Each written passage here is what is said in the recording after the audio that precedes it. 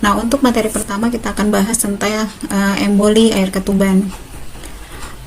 Emboli air ketuban itu sendiri sebenarnya adalah masuknya cairan ketuban beserta komponennya ke dalam sirkulasi darah ibu, di mana komponen yang maksud di sini adalah unsur-unsur yang ada di dalam air ketuban. Nah, tentu Anda sekalian sudah mengetahui beberapa kandungan daripada air ketuban sendiri.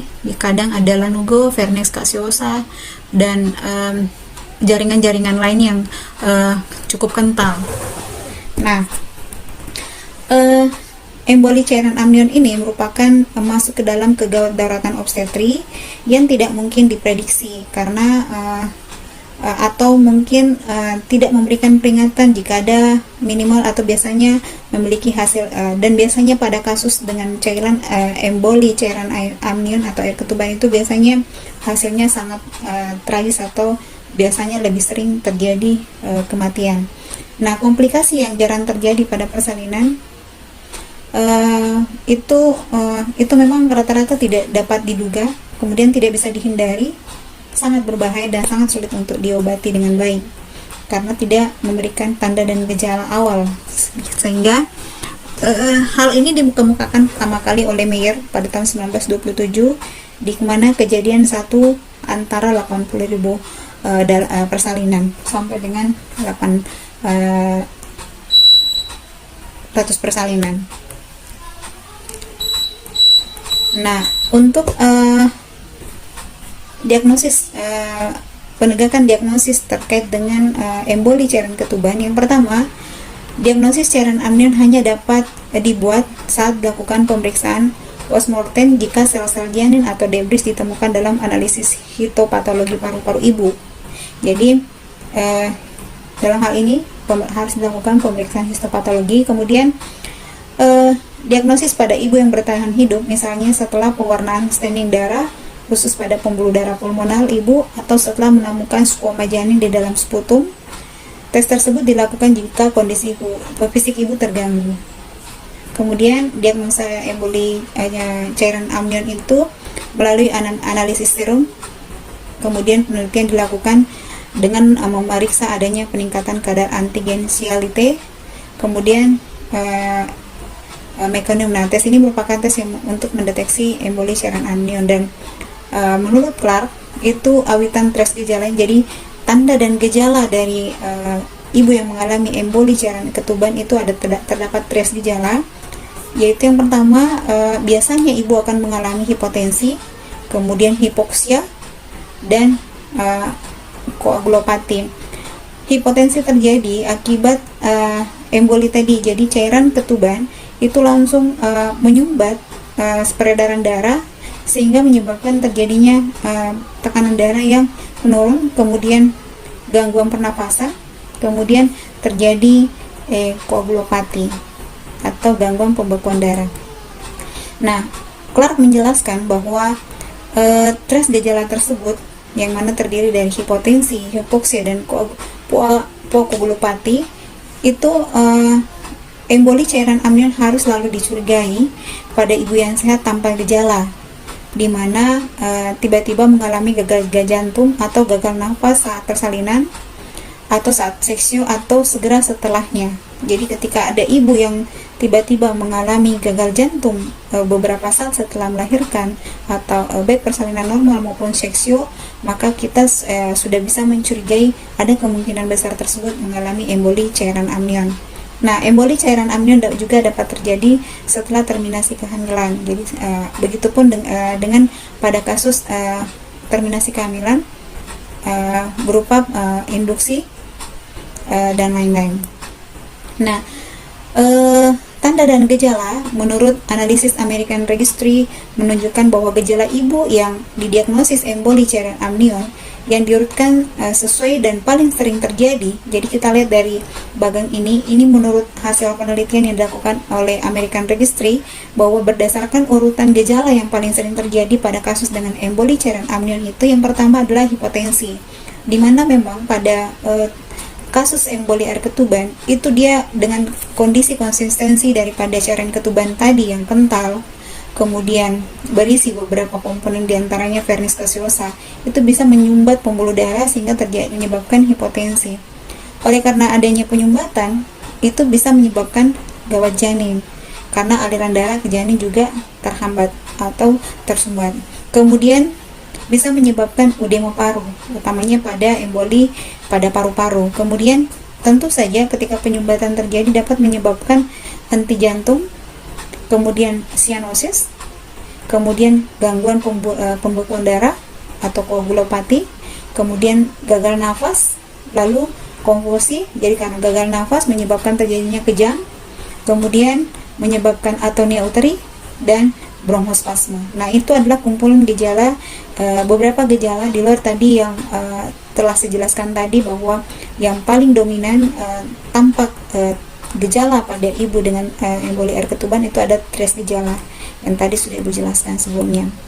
Kemudian faktor predisposisi penyebab terjadinya kemungkinan besar mengalami emboli air ketuban, yang pertama adalah kontraksi, di mana kontraksi uterus yang berlebih utamanya pada kasus-kasus yang post diberikan uterus tonika itu bisa.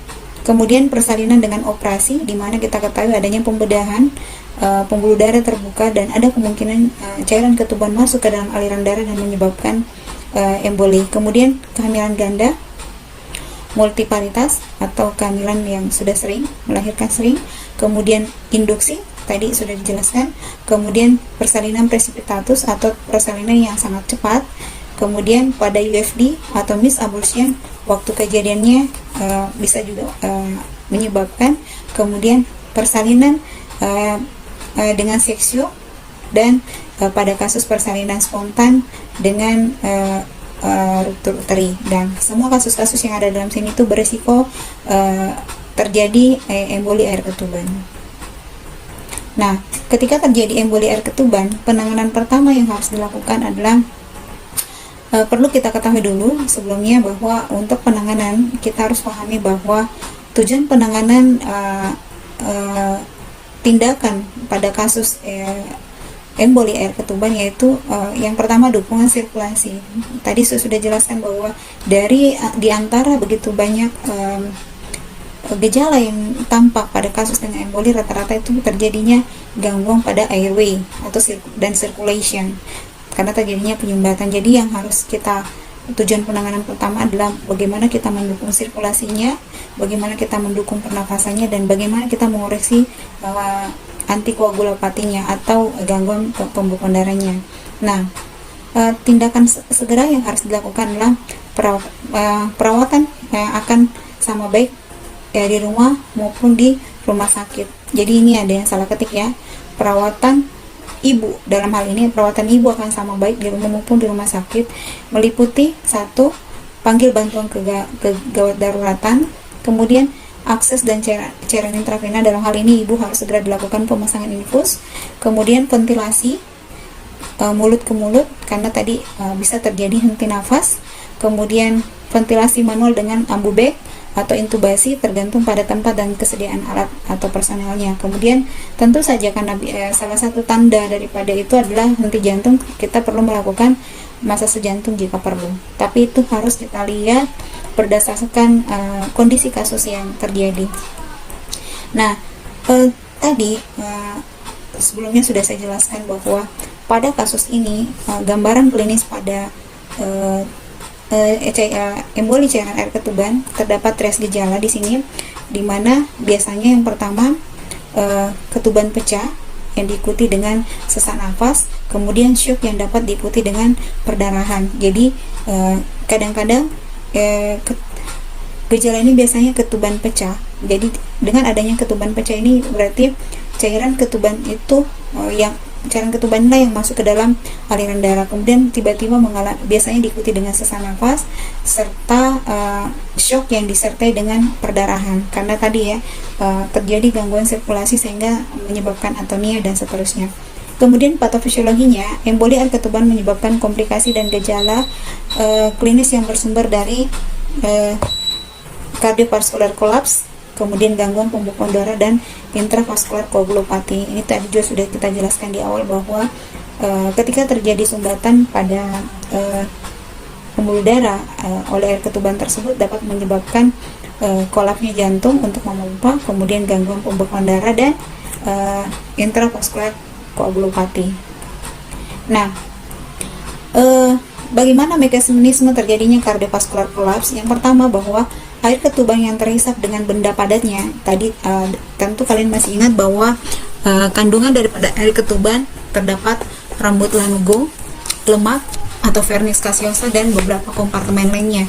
Nah, itu menyumbat kapiler paru. Jadi pada saat air ketuban masuk ke dalam pembuluh darah, kemudian mengalir masuk ke dalam paru-paru, di sana dia menyebabkan sumbatan. Nah, sehingga menyebabkan terjadinya hipertensi arteri pulmonar, karena usaha untuk membebaskan dari sumbatan tersebut yang akhirnya menyebabkan udema pada paru dan gangguan pertukaran O2 dan CO2, karena memang pertukaran CO2 ada pada paru-paru. Nah, kemudian akibatnya terjadi hipertensi pulmoner atau hipertensi dalam paru-paru, kemudian menyebabkan tekanan antrium kiri turun dan cardiac output menurun, sehingga terjadi penurunan tekanan daerah sistemik yang mengakibatkan shock yang berat.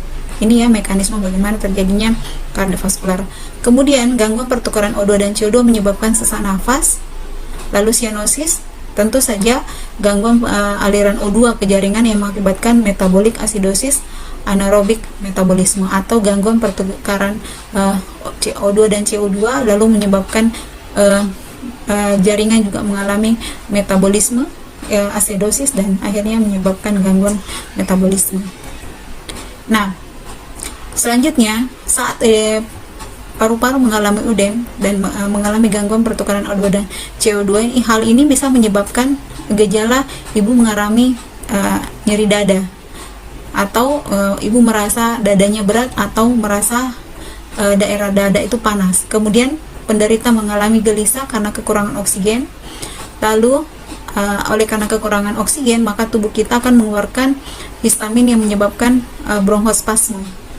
Kemudian pengeluaran prostaglandin dapat menyebabkan spasme bronkus dan sesak nafas. Jadi bagaimana bronkus untuk berusaha untuk bernafas, tetapi karena tersumbat dan itu menyebabkan terjadinya bronkospasme. Nah, kemudian terjadi refleks nervus vagus yang menyebabkan bradikardi atau frekuensi nadi yang melambat, kemudian vasokonstriksi arteri koroner atau penyempitan pada arteri jantung, kemudian menimbulkan gangguan kontraksi otot jantung dan menimbulkan akut cardiac arrest atau kegagalan jantung untuk memompa. Nah, manifestasi keduanya yaitu setelah itu pasien bisa mengalami shock, kemudian tentu saja kalian masih ingat tanda dan gejala shock seperti hipotermi, kedinginan, kemudian mengalami cyanosis. Nah, kematian dapat berlangsung sangat singkat ketika hal-hal seperti tadi yang Ibu sudah jelaskan itu sangat bisa menyebabkan kematian dalam waktu 20-36 jam. Jadi sangat 20 menit sampai 36 jam tergantung dari tingkat keparahan yang terjadi pada pasien. Jadi bisa saja lebih cepat dari itu, yaitu pada beberapa menit setelah terjadinya emboli air ketuban. Nah, kemudian gangguan pembekuan darah, tadi kita juga sudah bahas bahwa partikel air ketuban dapat menjadi inti pembekuan darah. Nah, di mana hal tersebut mengandung faktor yang dapat menjadi trigger terjadinya intravaskular koagulasi atau gangguan pembekuan darah. Nah, tubuh mengaktifkan sistem fibrinolysis dan pembekuan darah sehingga terjadi hipofibrogenemia. Ini hampir sama kasusnya pada kasus dengan KJDR. Pasien yang paling ditakutkan ada kemungkinan terjadinya hipofibrogenemia atau gangguan pembekuan darah sehingga pasien terus mengalami perdarahan dan menimbulkan perdarahan dari bekas implantasi plasenta. Karena tadi itu ya, setelah plasenta lahir, daerah plasenta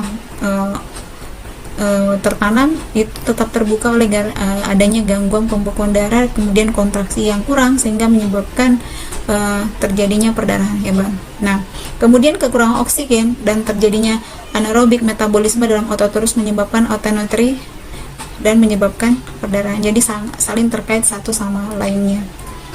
Nah, kardiovaskular collapse dan gangguan pembekuan darah kedua komponen dapat menimbulkan ketika kedua hal ini terjadi dan kedua komponen ini dapat menimbulkan shock dan menyebabkan kematian dalam waktu yang singkat sebelum sempat memberikan pertolongan adekuat. Jadi kalau terjadi kardiovaskular kolaps atau terjadi gangguan pembekuan darah, biasanya kita sangat terlambat untuk memberikan tindakan karena itu terjadinya sangat cepat.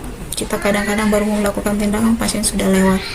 Nah, upaya preventif yang harus kita lakukan untuk mencegah terjadinya emboli air ketuban, yang pertama adalah perhatikan indikasi induksi persalinan, karena salah satu faktor risiko terjadinya emboli air ketuban adalah adanya induksi, yaitu kontraksi yang sangat adekuat, sehingga itu betul-betul induksi betul-betul diperhatikan adakah indikasi atau tidak. Kemudian memecahkan ketuban saat akhir haze sehingga tekanannya tidak terlalu besar dan mengurangi masuk ke dalam pembuluh darah. Jadi kenapa pada saat kita menolong persalinan kita melakukan pemecahan ketuban itu pada saat tidak ada haze? Kenapa? Karena harapan kita tekanan yang ketika terjadi haze tekanannya cukup besar itu dapat menyebabkan atau memberikan resiko besar masuknya emboli air ketuban ke dalam pembuluh darah, karena kalau persalinan terjadi perdarahan. Kemudian saat seksi sesera dilakukan pengisapan air ketuban perlahan sehingga dapat mengurangi asfiksia intrauterin dan emboli air ketuban melalui insisi operasi. Jadi itu juga dalam melakukan tindakan operasi pada saat melakukan pengisapan air ketuban itu harus dilakukan dengan sangat hati-hati, karena itu bisa juga menyebabkan adanya pengurangan cairan yang begitu tiba-tiba, dan saat operasi itu ada pembuluh darah yang terbuka oleh bekas insi, itu juga bisa memberikan resiko. Jadi kita harus melakukan secara perlahan-lahan. Kemudian tindakan umum yang harus kita lakukan pada kasus emboli air ketuban itu segera memasang infus pada 2 tempat. Jadi maksudnya di sini agar cairan kita berikan lebih cepat sesuai dengan kebutuhan, maka pada kasus ini sebaiknya kita memasang 2 infus. Jadi bukan pakai konektor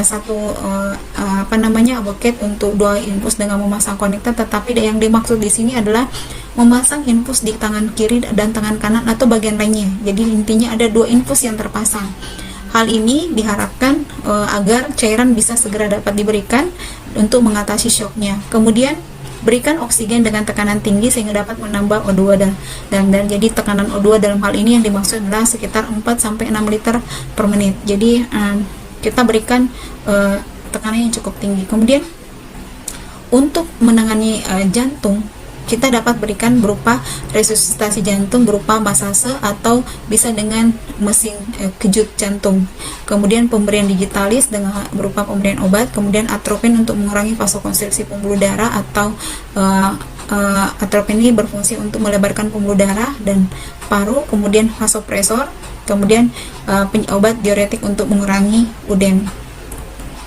Nah, untuk paru yang mengalami spasmolitik biasanya diberikan papaverin sehingga mengurangi spasme bronkus dan pembuluh darah paru. Tapi hal ini cukup kalian ketahui karena ini bagian dari kompetensi dokter. Yang penting kalian pahami bahwa ketika terjadi kasus emboli biasanya obat yang digunakan adalah papaverin untuk mengurangi spasme bronkus dan pembuluh darah paru.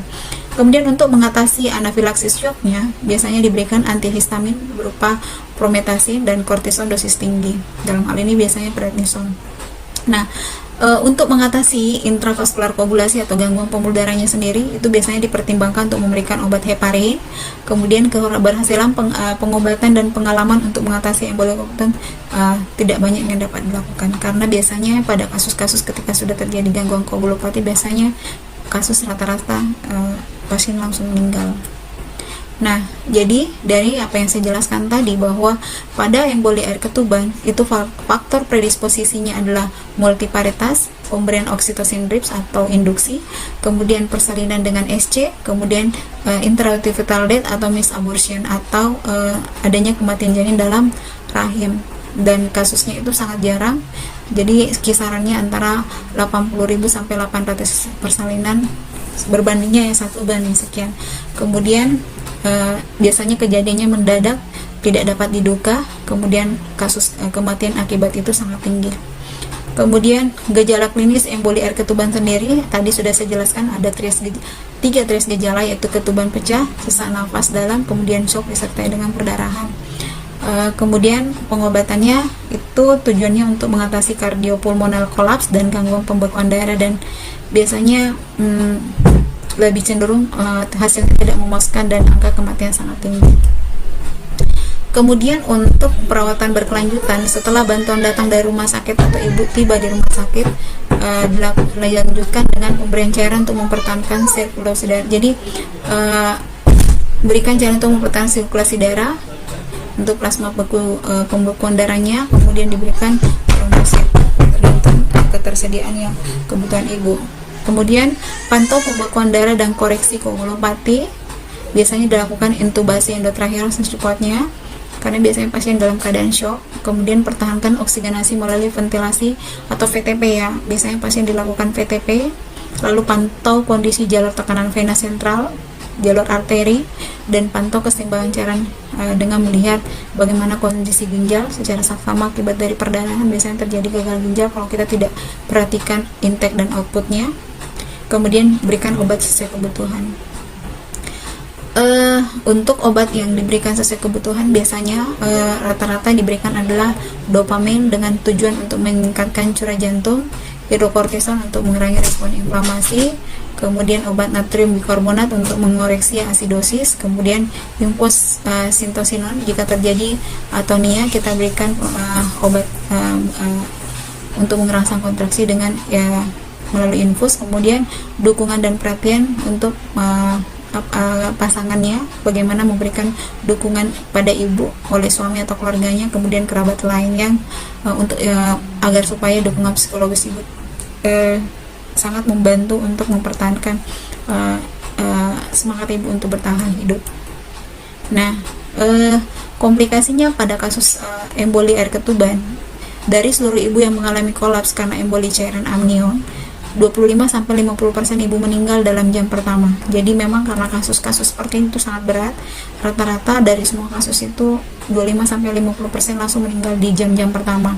Kemudian komplikasi jangka pendek dari cairan emboli cairan ketuban ini paling sering adalah gangguan pembekuan darah, kemudian muncul pada sekitar separuh ibu yang dapat bertahan hidup lebih dari 1 jam. Misalnya dia masih bisa bertahan hidup, biasanya akan mengalami gangguan pembekuan darah, kemudian kadang mengalami kerusakan neurologis permanen karena tadi sianosis yang menyebabkan sirkulasi oksigen ke otak itu berkurang, sehingga biasanya menyebabkan kerusakan neurologis yang permanen, dan itu sangat makanya tadi di awal sudah dijelaskan bahwa prognosis untuk kasus-kasus seperti itu sangat berat.